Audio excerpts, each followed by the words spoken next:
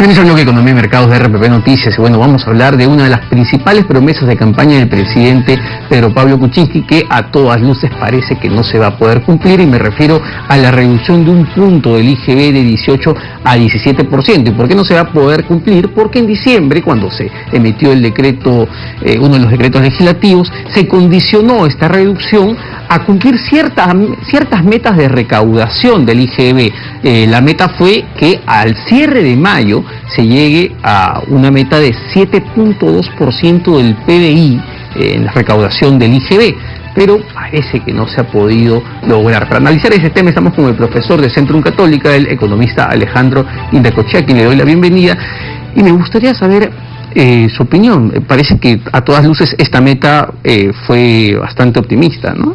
Mira, el Congreso diría que fue responsable, porque el gobierno terminó la campaña electoral y tenía la decisión de bajar el IGB. El Congreso lo condicionó a una meta de 7.2%. Hoy día, mayo, estamos en 5.9%.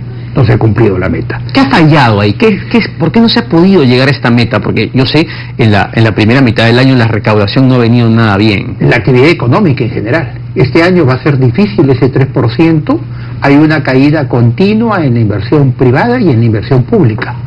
Si a eso le sumamos el efecto Odebrecht y el problema con el niño costero, evidentemente la economía no va de acuerdo a lo que se esperaba a inicios de año, ¿no? Sin embargo, desde varios frentes, incluso antes de diciembre, muchos economistas le advertían al gobierno que insistir con esta medida hubiese sido contraproducente para la caja fiscal, porque estábamos hablando de que esta reducción implicaba no sé cuántos millones de soles menos. No tenía sentido. El anuncio de campaña era que al bajar el IGB se iba a formalizar la economía. El problema de la formalidad es mucho más complejo.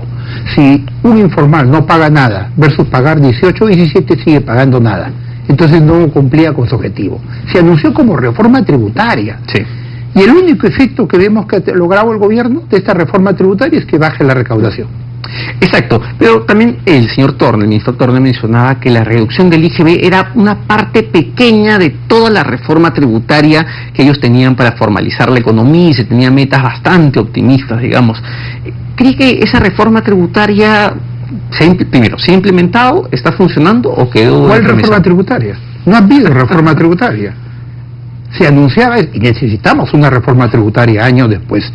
Necesitamos una reforma tributaria que abarque, digamos, los centros offshore, las finanzas internacionales, fuera de la parte de lavado de activos, amplíe la base tributaria, una tributación mucho más expeditiva, más flexible, un relanzamiento de la tributación. Eso no ha habido. ¿Hacia dónde va entonces lo que viene para la segunda parte del año? Esta primera ha sido muy complicada. Mi impresión es que va a ser más de lo mismo.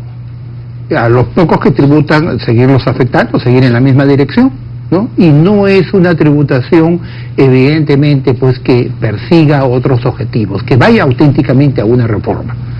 Ahora, urge relanzar lo que es inversión. Urge hacer reformas en el país. Recordemos que recién va a ser el primer año del gobierno. Quedan 4 años de por medio. 4 años con los cuales inercialmente no vamos a poder manejar el país, dar la dinámica que se requiere, generar empleo, trabajo, mejora del ingreso. Se tiene que hacer reforma tributaria, reforma laboral, una reforma institucional, una reforma política, porque si no vamos a llegar como estamos al 2021. En el plan de gobierno se hablaba no de un punto de reducción del IGB, se hablaba de llevar la tasa de IGB de 18 a 15% en los próximos años. ¿Eso tiene realmente un impacto en la formalización desde su punto de vista? La formalización es un tema mucho más complejo.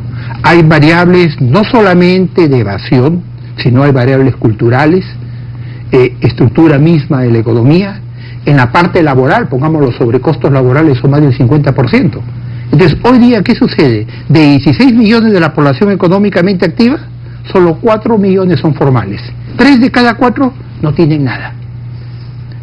Esto, ¿a quiénes se protege? A los pocos que tienen, digamos, un sistema, un status quo definido. La gente joven queda al margen, no ofrecemos opciones. Perfecto, señor Indacochea, muy gentil por su participación, y como hemos escuchado, va a ser muy complicado cumplir con esa promesa electoral de reducir el IGB.